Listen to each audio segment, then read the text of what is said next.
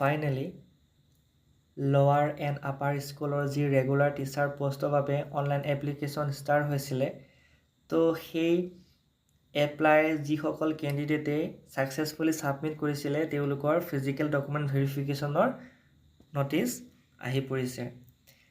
যোৱাকালি হিমন্ত বিশ্ব শৰ্মা ছাৰ ডাঙৰীয়াই Facebook live যোগেৰে প্ৰকাশ কৰিছিলে যে অতি সোনকালে এখন লিষ্ট প্ৰকাশ হ'ব, তো যিখন লিষ্টৰ দ্বাৰা ডকুমেণ্ট ভেৰিফিকেশ্যনটো ষ্টাৰ্ট হ'ব।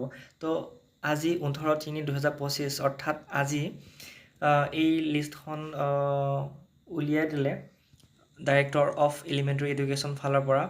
এই নটিচখনত আপোনাৰ স্পষ্টভাৱে লিখা আছে যে কেই তাৰিখৰ পৰা কেই তাৰিখৰ ভিতৰত মানে গোটেই ভেৰিফিকেশ্যনটো ষ্টাৰ্ট হ'ব আৰু টাইমটো কেইটা বজাৰ পৰা হ'ব আৰু কোন ঠাইত হ'ব ইয়াত স্পষ্টভাৱে লিখি দিছে।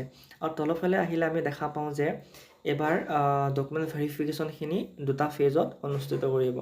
ফাৰ্ষ্টটো কৰিব 20 মাৰ্চ টু 29 মাৰ্চৰ ভিতৰত আৰু ছেকেণ্ড ফেজটো কৰিব 1 এপ্ৰিল 2025 টু 11 এপ্ৰিল 2025ৰ ভিতৰত।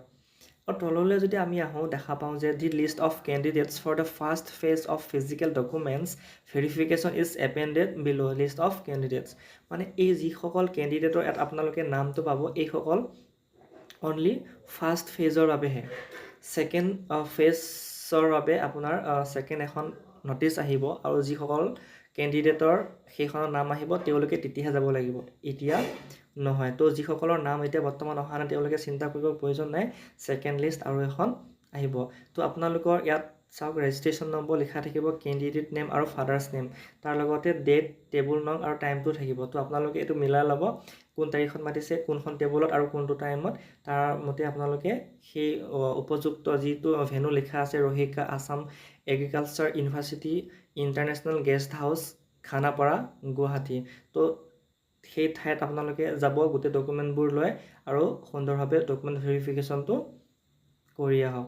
আৰু আপোনালোকে এই নটিফিকেশ্যনখন আপোনালোকে পাব dee.assam.gov.in। যদি আপোনালোকৰ ওলাবলৈ অসুবিধা হয় তেন্তে মোক কমেণ্ট কৰিব, মই তাৰ লিংকটো মই তলৰ ডেছক্ৰিপশ্যনত দি দিম যদি আপোনালোকে বিচাৰে। তো এইটোৱে আছিল এটা মানে ইনফৰ্মেটিভ ভিডিঅ'। আশা কৰোঁ আপোনালোকৰ এই ভিডিঅ'টোৰ পৰা উপকৃত হৈছে। যদি সঁচাকৈ উপকৃত হৈছে তেন্তে লাইক আৰু শ্বেয়াৰ কৰি দিবলৈ নাপাহৰিব। ধন্যবাদ। জয় অসম।